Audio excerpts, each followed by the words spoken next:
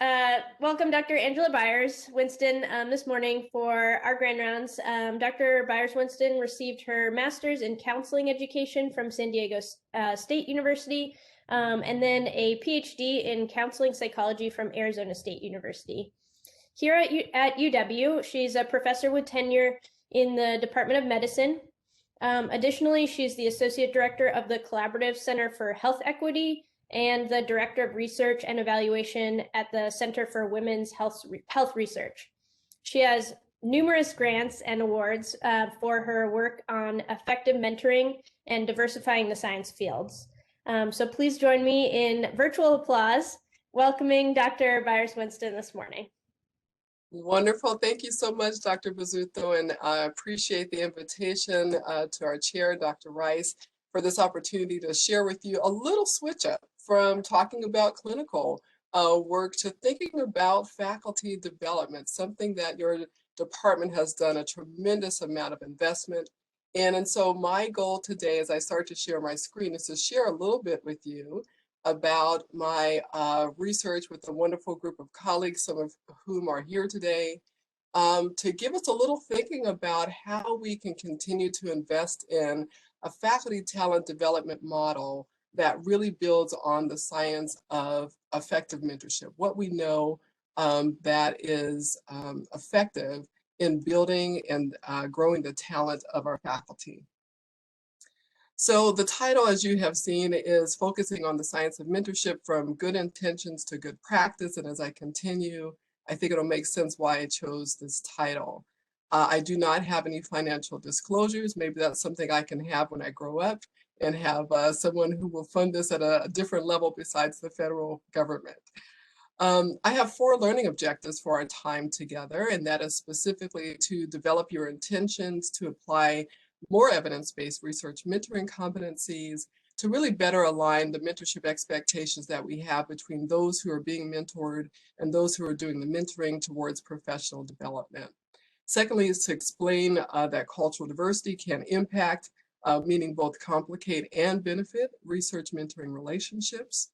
Thirdly, is to describe evidence-based mentorship education to improve culturally responsive mentoring relationships. And then finally, to share with you and examine a few resources for advancing local mentorship initiatives, again, which your department has already had a leg up on compared to so many departments.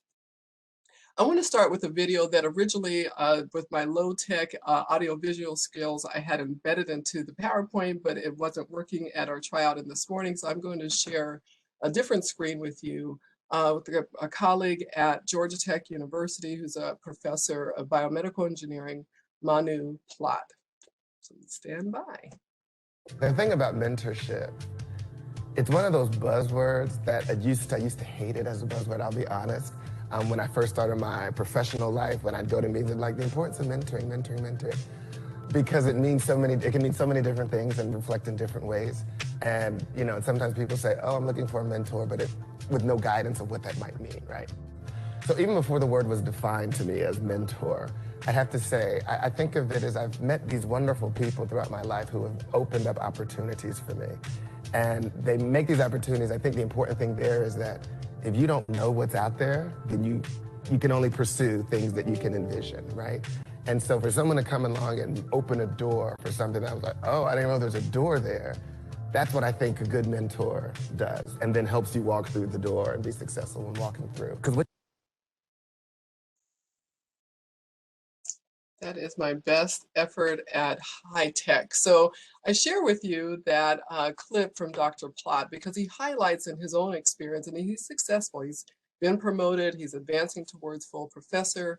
And what he highlights is the nature of so much of our mentoring approaches, which is that we don't have a sense of what we're talking about or even what we need when we say, I want to mentor, or someone offers to do mentoring. And that for him, when it works, it's great. And many times when it doesn't work, it can be disastrous and even have negative complications and implications for a person's career development. And so when I think about this title of Good Intentions and Moving Towards Good Practice, I want to share this quote. In history, good intentions do not always make good consequences. And often I experience and have found, and my colleagues have found who are doing this work around mentorship across the country, as people have great intentions, really excellent motivation to be a fantastic mentor, and don't have a sense necessarily about what it takes to do that. What does the evidence say about effective competencies or effective indicators of good mentoring? And likewise, for those being mentored, how do I know what I need? How do I ask for that? And so many times we take an approach to mentorship, which I consider the dry shaken martini approach to mentorship in the tradition of James Bond, one of my favorite characters, which is you take a mentee or a protege and you add a mentor and you shake them together and stir and hope for the best. And I think that we're at a point in our science where we could actually move towards good practice and not just be well-intended or good intentions, have good intentions. And I'm defining good practice as the combination of having competency-based actions with intentionality. And what I mean by that is that we have a sense of what are the indicators or attributes of effective mentorship combined with purpose-driven actions and processes and tools that will help us optimize and maximize our mentoring exchanges. So I'm going to suggest organize my comments to you today around 4 shifts that need to happen that I think challenge mentorship in the spirit of moving towards good practice. On the left side, you'll see the 4 challenges. These are not exhaustive. These are ones that I have found useful in the work that I'm doing with great colleagues who I'll mention in a little bit. And then on the right side, I will one by one indicate some of the ways that we are shifting the needle or moving these challenges towards good practice. The first one is lack of a clear definition of mentoring related terms. The second one is assumptions about the organic nature of these mentoring relationships. Thirdly, are the unexamined implicit theories about what success is, why one succeeds, why one fails. And then finally, I'll talk a little bit about the tendency to place the sole responsibility on the mentee for their mentorship. So let's take the first one, a lack of a clear, defined definition of mentoring related terms. Thankfully, through a couple of years ago, I had the opportunity as a member of the Board on Higher Education and Workforce, which is a board in the National Academies of Sciences and Engineering and Medicine, on which I've served for the last 6 years. I had the opportunity to chair a national consensus study on the science of effective mentorship in STEM. And you'd have to see my colleagues' faces who are basic scientists and life scientists and engineers when I suggested that we pursue this study. And they said, "You mean mentorship in science?" I said, "No, science of effective mentorship." That we actually have a scholarship and a knowledge base now where we can collate and synthesize what we know about effective mentorship. And so myself and my colleague, Dr. Chris Funn, who's also here at the UW, and I believe also on today's call, we're privileged to serve with about 10 other colleagues around the country for 2 years, to really collate the best knowledge and evidence that we have across the literatures of psycho and social sciences and the STEM fields about what do we know with mentorship. And so what are the key pieces for us and deliverables in this report? And I'll show you how to access it at the end of this presentation, was to actually come up with a definition of what we mean by mentorship. And so the title in front of you, or the definition in front of you, is what we came up with after 18 months of really combing the literature. And that is, mentorship is a professional working alliance in which individuals work together over time to support the personal and professional growth, development, and success of the relational partners through the provision of both career and psychosocial support. So you'll see that we really emphasize the relationship itself. We acknowledge that it's bidirectional, that both relational partners gain and provide and contribute to the mentorship, and that it's comprised of at the core of these 2 aspects. One is facilitating career-related activities like guidance and skill development, as well as psychosocial support like role modeling and emotional support aimed at the mentee's development. And this will become really critical as I talk a little bit about the context of cultural diversity in mentorship and in career development. We also acknowledged in this report that there are many ways that mentorship can occur across different structures, In the upper left-hand side is the classic dyad, one mentor, one mentee. In the upper right-hand side, you'll see the triad model where it could be one mentor working with two mentees or two mentors working with one mentee. Bottom left side is we're looking at a collection or a group of mentoring exchanges where there are multiple mentors at the same time working with multiple mentees, or even network mentoring where there's a connection of both mentors and resource nodes or resource activities that I'll share a little bit about that the mentee accesses over time, and the different colors represent even different locations outside of one's institution as well as one's inside one's institution. Another critical factor that came out in our consensus study for the National Academies is that it's important to think about mentorship for what purpose, and you can think about how this can complicate mentoring relationships if when we start to mentor or be mentored by another colleague, we do not define what the purpose of our mentoring exchange is. And so I take the work of our colleague, Beronda Montgomery, who's a professor of plant biology at Michigan State University, and she identifies at least 4 purposes that we can think about specifying mentorship. And again, this is in the spirit of clarifying not only what we mean by mentoring, but also for what purpose. One approach could be comprehensive mentoring, where it's really a multidimensional network of resources and people to facilitate overall career progression. Maintenance mentoring is one in which I'm really focused on a specific goal and achieving that particular milestone.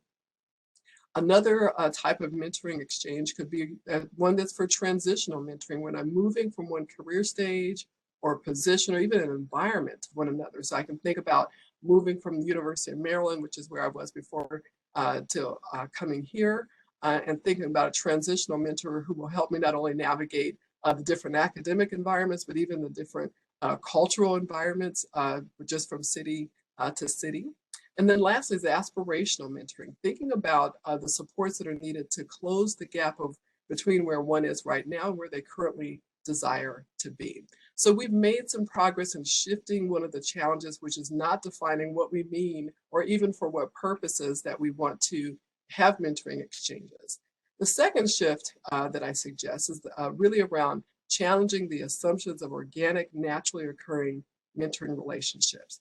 And what we found in the National Academies report is that there is evidence that mentoring relationships can be facilitated by practices that are based in research and have indicators of success and competencies that we can use. We don't have to go it alone and shoot from the hip anymore. And so I share with you some of the highlights of mentorship education that really we found in the National Academy study confirms that mentorship is a learned skill. We don't just have to, I said again, be an armchair quarterback and kind of figure it out as we go. One of the key mentoring training curricula that have been developed is nationally recognized for both mentors and mentees, has been developed, actually we're very fortunate here at Wisconsin, because scholars right here and thought leaders right here at the University of Wisconsin helped to develop and really push this work to the forefront. So I want to acknowledge my colleagues under the leadership of Dr. Joe Handelsman, who's the current director of WID, Dr. Christine Funn, who's a member of ICTR and the director of SIMMER, and Dr. Janet Branshaw, who's a professor of kinesiology and the director of WisScience, who really led this work since 2005. It actually has become the gold standard entering mentoring for mentor training and entering research for mentee training. Some of that work has created a model that has been built upon by other colleagues. At the bottom left side of this slide, you'll see University of Minnesota, for example, has taken this work and adapted it to be delivered online. It can vary from 4 hours to 8 hours. Some people use it across the entire semester, which is how we've been offering it through ICTR and the School of Medicine for the last couple of years. Dr. Pam Asquith is part of that, and I'll talk a little bit about that in a minute. And the bottom right-hand side is focused on CARES model, which our colleague Vivian Lewis at the University of Rochester School of Medicine has developed, which is mentorship training and coaching for how to motivate the proteges and the mentees that we work with, especially addressing work-life balance and diversity and inclusion. All of these curricula have been tested. They've been standardized with competencies. They have validated assessments that we could use that complement, will allow us to evaluate the effectiveness of these curricula, and they've been adapted across different disciplines and for different career stages of the protege. We also know evidence shows from the National Academy report that we've synthesized that when people, mentors in this case, actually take these training curricula, they increase from pre to post changes, their own skill level, their perception of their confidence and their abilities to be an effective mentor, and those actually create and lead to more of an indication of changing their behavior 3 months later after the training. They actually did something different in their mentorship.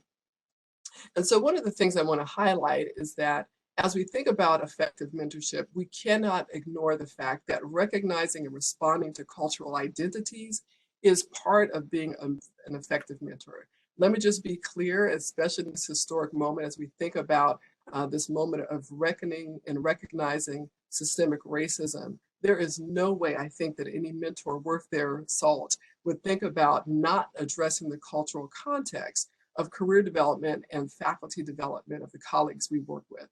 There is no way you can help to mentor me as an African-American woman who's the one of two, I believe now, full professors in the Department of Medicine. That's it. And not think about the context of what it means for me to walk out this role without addressing racial and gender and other dynamics that are salient to me. And so we focus in the National Academy report on the importance of culturally responsive mentoring, which is a learned skill in which mentors, regardless of their own background, racial or gender wise, can show interest in and value. In this case, we were focusing on students, but we could think of all proteges, their cultural backgrounds and identities. And we found research and evidence that shows that when mentors do that, it's actually, in terms of addressing cultural diversity, it actually is connected to academic and career development in a positive way, and even satisfaction with the mentoring relationship. I want to let you know very quickly that we actually, through National Institutes of Health, a team that I've been leading for the last 5 years, has been fortunate to be funded continuously now since 2014 to develop what we're calling culturally aware mentor training. Some of you may have heard of the acronym CAM. We have been working to create an intervention that is showing great promise for being effective in moving the needle for mentors to address what we call inside work by focusing on their own cultural identities, their habits of mind, their ways of being that impact their actions as mentors, and outside work where they examine contexts and environments. The research training environment in this case would be professional development, and addressing access, opportunity, and equity issues with intentionality. Developed measures to assess the impact of this training, and this is a summary from one of the papers we published a couple of years ago that show on a scale of 0 to 6, we're actually showing 1.5 point gains in just pre to post changes of how confident mentors feel in their ability to intentionally create opportunities for their mentors or mentees to bring up issues of race and ethnicity when they arise, as well as respectfully broaching these topics of race and ethnicity in their mentorship. We followed up with the same group about 18 to 24 months later and found that the impact of the training had stuck with them. Here's a couple of quotes I'll just read too in the interest of time. One person said, it was nice to sort of reflect on, my own awareness of my race and my social category. I kind of get so caught up in thinking about other people that I don't always consider my own. And so especially because I consider my background pretty boring, so really kind of reflecting on that and trying to see where that gap might be and how to fill it. Another person said, I think the training has opened my mind into understanding that there are differences. I always looked at myself as someone who is colorblind and culture blind in the sense that I didn't judge people based on their color and culture. But there's another side to that as well. Other than not judging people on it, you have to show your respect to it. And there are times that you need to acknowledge that difference.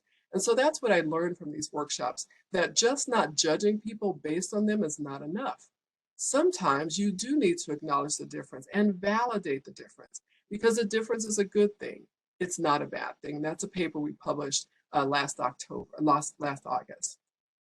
We're now fortunate to be in the second phase of this effort around CAM and have a current UO1 for the next 5 years through 2024 to take this intervention and study it nationwide in a randomized control trial, which we're halfway through, thankfully, despite in the middle of this having to pivot from in-person intervention to online intervention.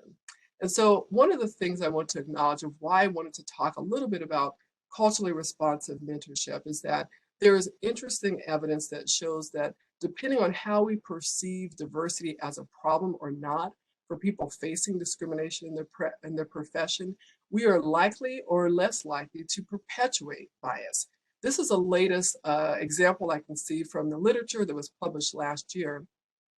And the argument that colleagues were making is that when we believe that discrimination is no longer a problem for various groups, in this case, they were looking at gender-based discrimination, we are likely to perpetuate bias because we stop monitoring and we stop being vigilant to address and look for a discrimination that could be career barriers for those individuals. So this was based on a field study in the field of veterinary science, sciences where gender equity actually has happened, where there's a lot more representation of women in that field.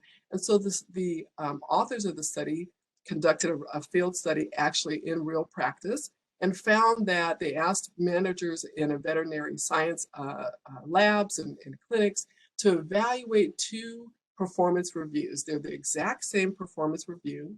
The only thing that changed was the person's name. One was Mark and one was Elizabeth. This is the classic Goldberg design in psychological experiments where you take the same artifact and just manipulate the identity of the person for whom, in this case, the performance review is related to. And what they found is that whether or not someone answered the question, discrimination against women in the veterinary profession is no longer a problem, or in this profession, the careers of female vets are still impacted by biases and discrimination toward women, that affected whether or not they were less likely to evaluate Elizabeth as competent.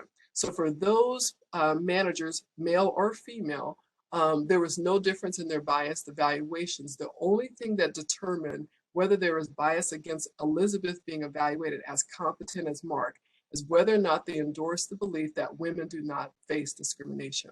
And so what we see is that those who don't think that discrimination is an issue or that bias is no longer a problem are more likely to perpetuate these problems. And here's the trick with this study. This is in a profession where there's gender parity. There's a lot of women compared to 30 or 40 years ago in the veterinary sciences. So you can think about in professions like OBGYN or other places around the disciplinary sciences and the health sciences, when we have more representation of a group, the brain tricks itself to think that our problem is fixed. Because look, Angela's here. Look, we have a female chair of OB-GYN, so our problem is fixed. And the challenge as we think about mentorship, especially in engaging in a culturally responsive way, is not to be lulled into the sense of our diversity problem being fixed, because we are likely then to stop addressing the issues that cause challenges around diversity, equity, inclusion in the first place. So what are the implications for faculty development from this study in culturally responsive mentoring? One is that career development unfolds within a cultural context. We've looked at these studies over time, and what we show is that race and gender continue to be strong predictors of where people end up in the labor market, where they end up in the academy, even their R01 funding awards. Secondly, career obstructions that occur, like discrimination, like bias, are systemic. They're in the institution. Therefore, any effective mentor must be culturally contextualized to the proteges, racialized in this case, or gendered academic spaces, and mentors must attend to the multiple systems that affect the success of their proteges.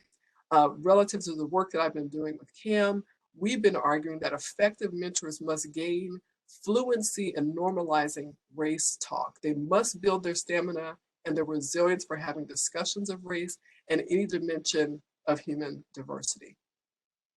The third shift in challenges around mentorship that I want to highlight as we move towards good practice is addressing unexamined implicit theories about success, why one succeeds and why one fails. And I want to suggest that one of the ways to move towards good practice is to explicitly and critically examine and articulate what are the indicators of success, performance expectations, evaluation standards in our own department. So I'm going to actually stop for a second and ask us to just think a little bit, and I'm going to ask you to come and chat and share your thoughts.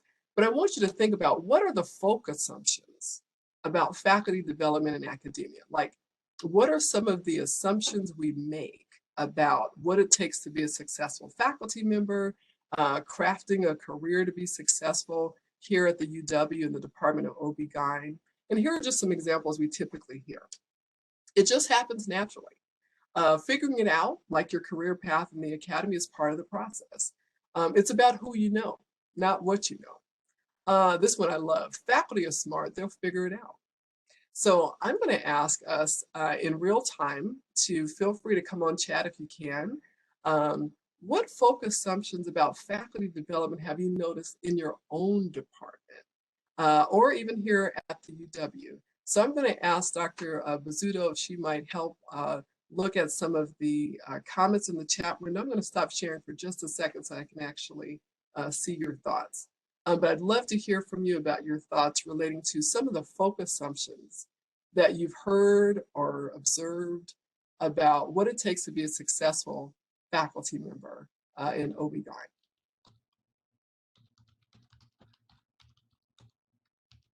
Feel free to just plop it in the chat. I think I can see it if it comes in. Thank you, Dr. Abbott. If you're good enough, you'll make it.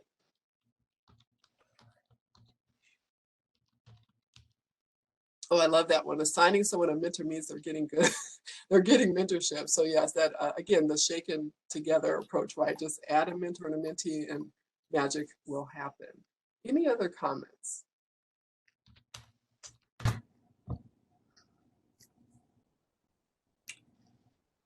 You've learned that needs a concerted effort with organization and engaged team. Yeah, absolutely. So having some, again, intentionality with coordinated efforts. Fantastic. Angela, when I was at my previous institution, which was many moons ago now, I mean, UW does have a very organized approach to mentoring, you know, with the committee structure. And we've been fortunate in this department to have several faculty leaders, including Ellen Hardenbach and Christine Heisler. But, you know, I really felt like I was just totally ignorant based on my previous experience. And I still am. I'm learning a lot from this talk. But I have to say that learning about this has been really life-changing for me. That's all I want to say. Great. Thank you, Dr. Rice. And I'm going to build on and continue to add in your shout outs to your wonderful department, the efforts of investment already around faculty development and faculty mentoring. And actually that's part of my next set of slides, just to give a little shout out there. But I also want to acknowledge, as you said, that there's always more that we could add relative to the concerted effort. What do we mean by concerted effort? There's one thing to coordinate the mentoring relationship. There's another one to evaluate and hold people accountable for the outcomes in that mentorship, especially when faculty careers are on the line.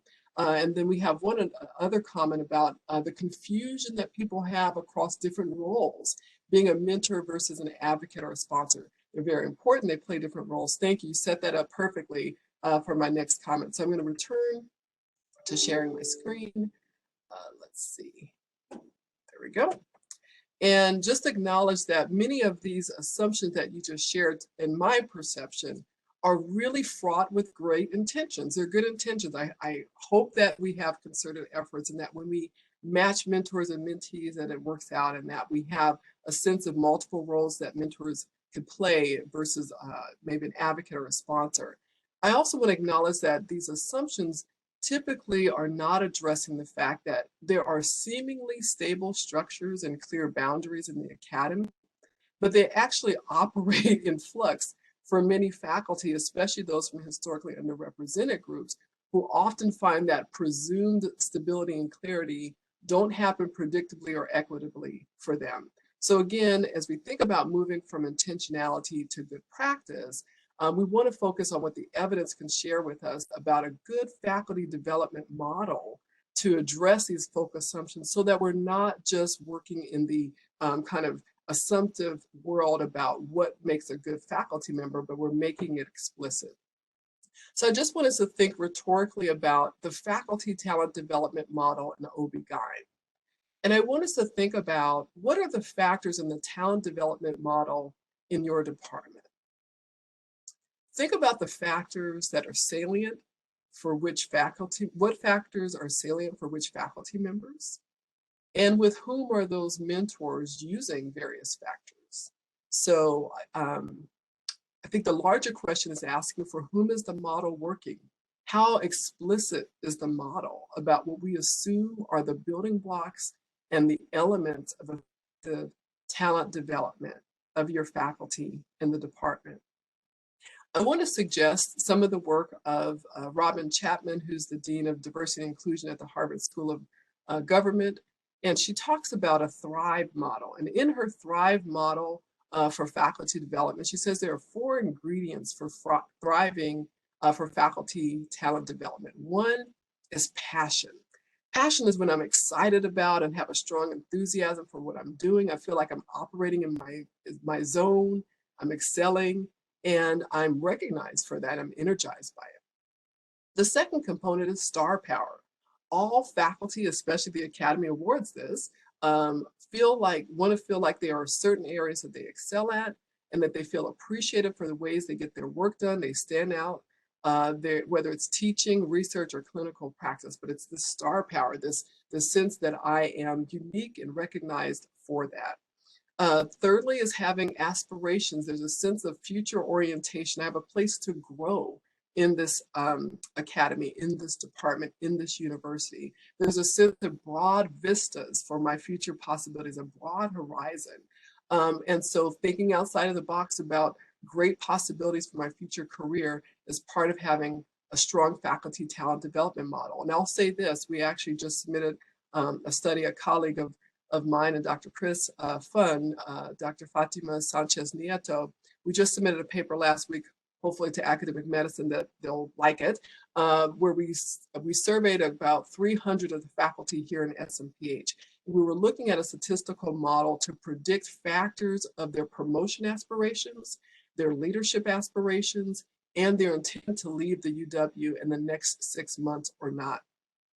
And in our statistical model, what we found is the strongest predictor of promotion aspirations, that is, my desire to be advanced in this organization, was the perception of department support. So having the sense that the department believes in me contributes to my aspirations and has a pathway for me to grow beyond just the promoted positions from assistant to associate to full. And then finally, distinctiveness. This is the uniqueness that I bring as a scholar, which we can think about as cultural capital. How I think about cultural capital would be like the collection of unique skills and habits and strategies and even perspectives and networks, social networks that I have, Angela Byars-Winston has, that I bring to my department, that I bring to campus. And that cultural capital is valued, it's folded into my scholarship. My networks are valued. And so in this sense, culture is really seen as something that has value to the department, something that I bring and that is useful and assets towards thriving and making my department grow. So when you think about these 4 factors, think about the extent to which that's explicit in your mentoring models within OB/GYN, in the faculty talent development models that you use. So finally, and I'll start to bring this to a close, is this final shift in challenges in mentorship is to really think about the tendency to place the sole responsibility on the mentee for their mentorship, and moving that towards good practice means that we start to think about building a mentoring ecosystem that is supported by an institutional culture of mentorship. And what do I mean by that? Thinking about practices that get integrated into formal recognition of mentors and mentor training and mentorship itself. I give an example of colleagues that are at University of California, San Diego Medical School or School of Health Sciences. Dr. Chris Flynn and I have been consulting with them for the last couple of years as they build their faculty mentor training program.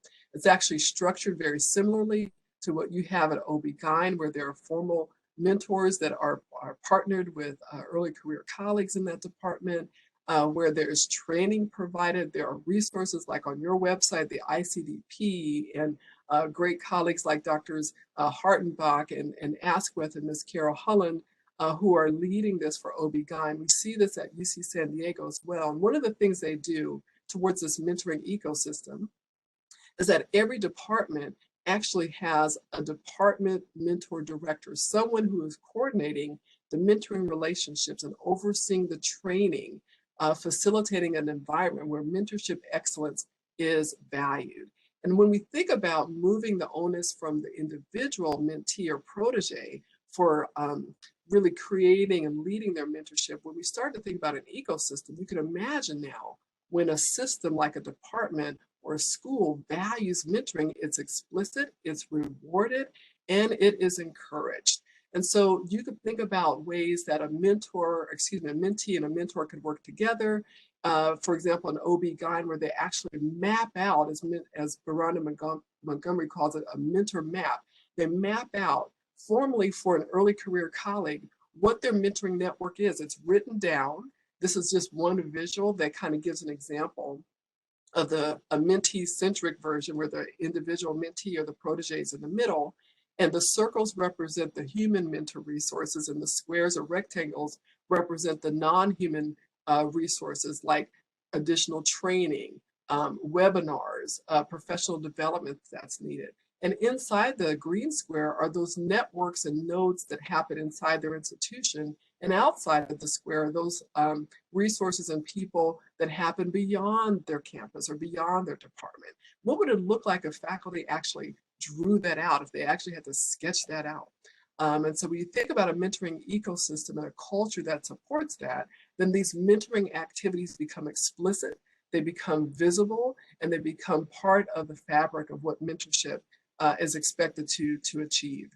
And so I give another example, and this was brought up in the chat about some of the challenges and folk assumptions about mentoring and faculty talent development, and that is the reality that there are many roles that talent development partners can play, as Robin Chapman calls them, Thrive Mosaic partners. She has a model in this Thrive Mosaic that specifies 6 different partners in the talent development model for faculty, ranging from associates who are mutually accountable partners to one another, who help one another with goal setting and meeting deadlines, to advocates who help to facilitate scholarly access to professional opportunities, to the traditional role we think about mentors who are really focusing on the overall career trajectory of our colleague, to targeted training where there's a narrow focus on a specific skill, it's time sensitive, it might be discrete for a couple of months that I'm working with that person, to a coach who is helping to function similarly to an athletic coach,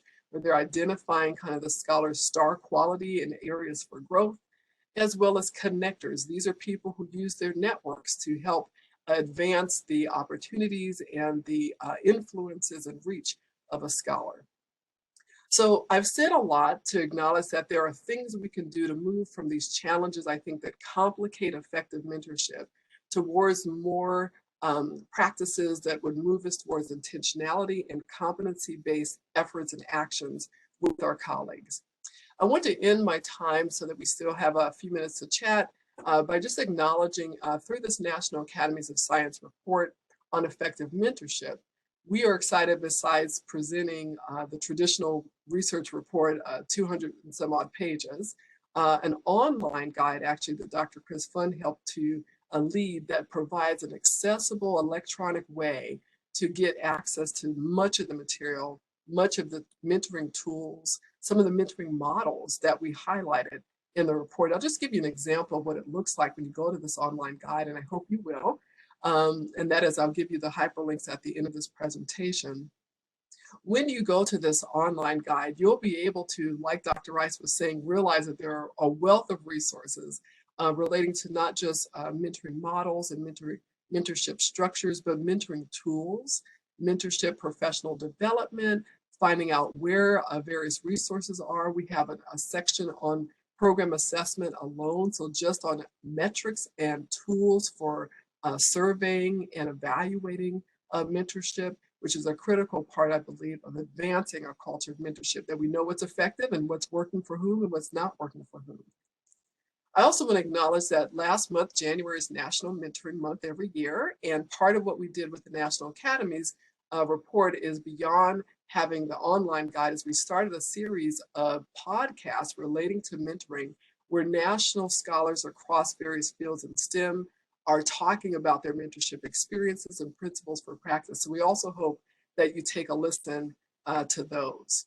So as I wrap, I just want to acknowledge that there are many opportunities for us to think about how to level up our mentorship and ways to be more explicit and moving from just intentions, well-intended mentorship, to actually good practice that's based on competencies and being intentional. So I will stop for now and thank you. I'm looking forward to a few minutes to have a conversation. Angela, that was so helpful. And again, I find this whole topic, given my level of expertise when I first became chair, continues to be captivating, because I do think that this is the fork in the road with not just successful individuals, depending on how you want to define success, but a department that's functioning at a high level with a lot of career satisfaction, happiness, because ultimately our most important resource is our people.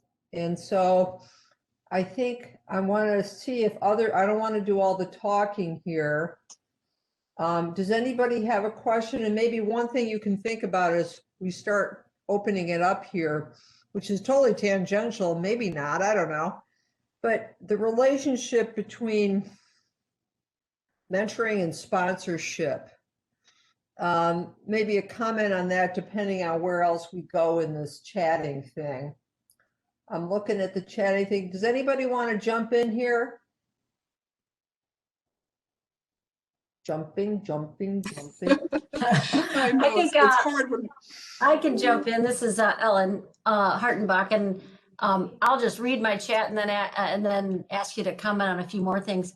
I really thought your presentation was fabulous, and I learned so much. I love the concept of mentorship as a learned skill. There's science of effective mentoring. And we've done a lot, but we have so much more that we can do. And there's all kinds of barriers that make it tricky for us. I think the thing that I'd love you to comment on is this business of the different types of mentoring and the mentoring map. You know, if we wanted to add this mentoring map concept to our meetings with our mentees, is there a specific place that we can go and you know, get some tools to kind of add that? And because I think that would really help everybody. You know, what exact type of mentorship is this individual going to help me with, and you know, where do our skills match, and so forth. So if you could just expand on learning more about those resources. Absolutely. We're beginning to have several of the tools presented and published. A couple of them, Dr. Chris Funn, through ICTR, the National Research Mentoring Network, we have a mentoring needs assessment where the protege can actually explicitly articulate, what is it that I need at this moment? Part of what's happening, I think, that complicates mentorship from not being as optimized as it could be, is we're not explicit about the nature of the exchange, the duration of the exchange. What are we working towards? Again, that mentoring for what purpose? So to go to your point is really to think about, there are a couple of tools that I could certainly pass on from Baranda Montgomery that have been published around the mentoring map, a structure for how to do that.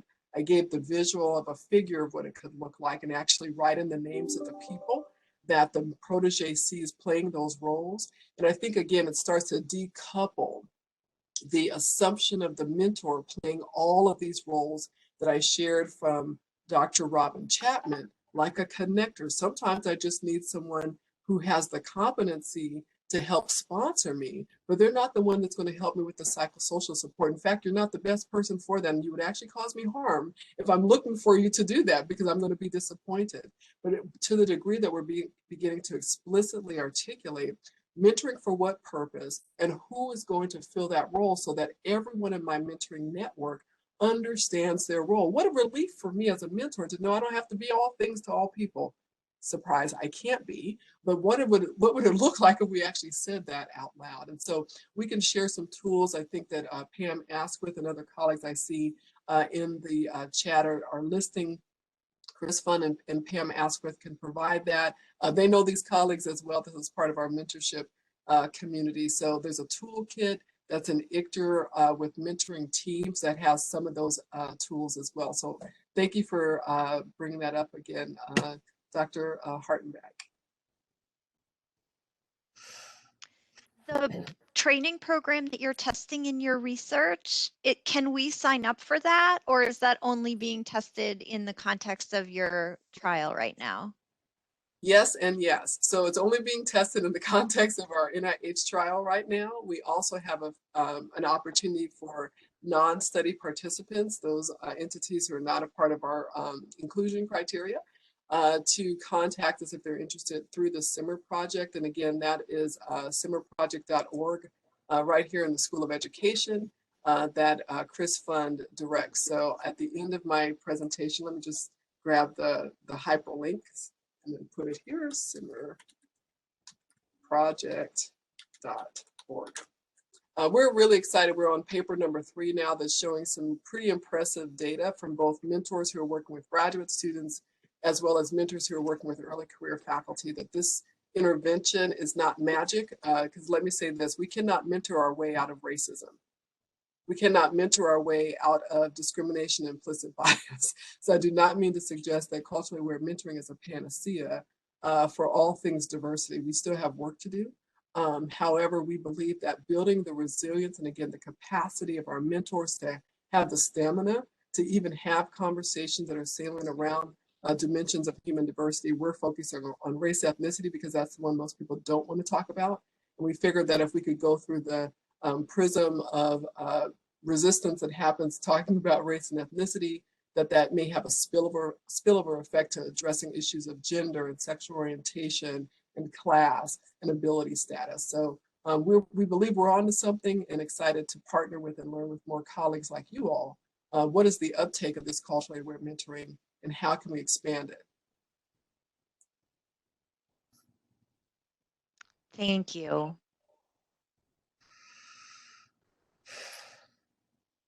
Other questions or comments? Angela, I see that somebody else was asking about this sponsorship thing. Do you have a context for that, or how you fit that in with mentorship? Yeah, so the way that, I'm sorry, did I cut off someone? The way that we described it in the National Academy's report is that mentorship can be seen as a multidimensional professional development endeavor, right? That there are many roles that a mentor can play. So we've been using that phrase as a larger catch-all, an umbrella term that is complementary with roles like advising, coaching, sponsoring. And so if you think about those dynamics, again, going back to the work that Robin Chapman had in that Thrive model, in that network, when we think about the 6 partners that are part of my thriving talent development model, it's a matter of thinking about sponsorship as a specific activity for helping to bring visibility to someone. That is part of supporting their professional development and their career advancement, which is obviously the ultimate goal of mentorship for early career faculty. So it's one of the activities. But again, I think what I really appreciate about Robin Chapman's work of these 6 talent development partners is articulating who's the best person to fit that. And sponsorship could be very time limited, right? It might be something that I need right before my 3rd year review towards a tenure promotion. It might be something that I need again when I'm moving towards full professorship so I can get on a National Academy's appointment or something to that effect. But I don't need sponsorship all the time. And so I think it's a matter of acknowledging not just who plays that role, but when developmentally is it useful for the protege.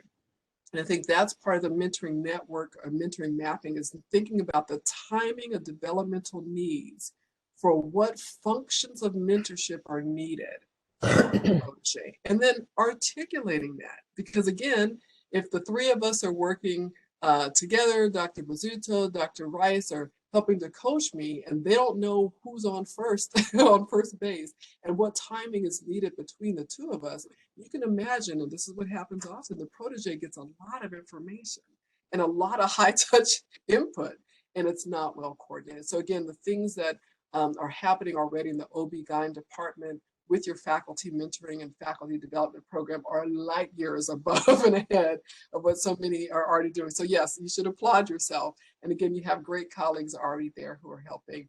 So Christine Fund put an article in the chat. Thank you. I did not make this talk heavy with citations of all the work we've done. There are plenty. You could just Google that. So I thought it'd be more interesting to have a conversation. But thank you, Chris, for adding one of the articles that we published where we laid out the effective attributes of mentorship and the domains that go with those mentoring activities. Thank you. And again, Dr. Hartenbach is appreciating and acknowledging what it takes to have transformative leadership.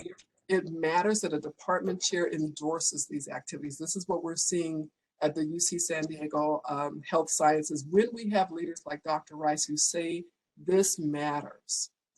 This is important. This is an expectation. Then we're setting the bar again towards that culture of mentorship where the ecosystem of mentoring is effective and valued. And thank you, Angela. You're very generous. And again, I shouted out Ellen and Pam and Christine, and there's others that have really led the charge here. I feel like it's to be supportive and advocate for this has been made so easy by all the hard work that the faculty has done around this. So thank you for those generous words. Any other questions? Laurel? Yeah. It's Gloria. I'm trying to work through chat, but I guess I don't know how to do that because Yeah, join the club, Gloria.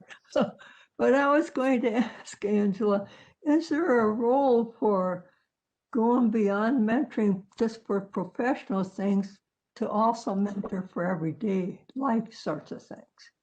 Absolutely. And hi, Dr. Sardo. Always good to see you and hear from you. Absolutely. And again, Great job. Thank you so much.